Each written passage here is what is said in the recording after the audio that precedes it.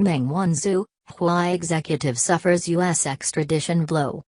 A Canadian court has ruled that the case of senior Huawei executive Meng Wanzhou, who is fighting extradition to the United States, can go forward.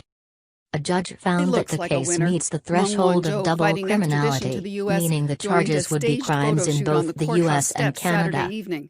The U.S. wants Ms Meng to stand trial on charges linked to the alleged violation of U.S. sanctions against Iran. Her case has created a rift between China and Canada.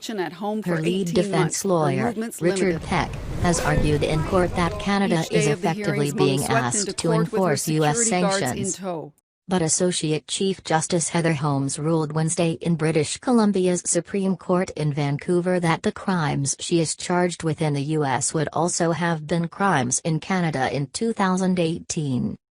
The approach taken by Ms Meng's lawyers, if upheld, would seriously limit Canada's ability to fulfill its international obligations in the extradition context for fraud and other economic crimes, she added. The U.S. has charged Ms Meng with fraud over a Huawei-owned company's alleged dealings with Iran. Relations between the U.S. and China have already been strained by disputes over trade and the future of Hong Kong.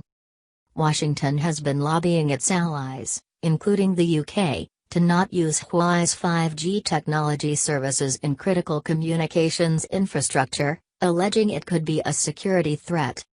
Ms Meng is the chief financial officer of Huawei and the daughter of its founder Ren Zhengfei. She has been out on bail but under house arrest in Vancouver, where she owns property, since shortly after she was detained in December 2018. Not long after her arrest, China detained two Canadian nationals, Mr. Kovrig and Mr. Spiver, and has accused the pair of espionage. The move by Beijing is widely viewed as hostage diplomacy, a tactic to put pressure on Ontario, Canada to release the Huawei executive.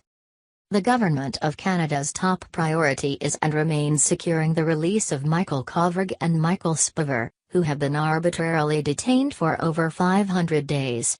We will continue to advocate for their immediate release, said Foreign Affairs Minister François-Philippe Champagne after Wednesday's ruling. Ms Meng's arrest also led to a trade row between Canada and China.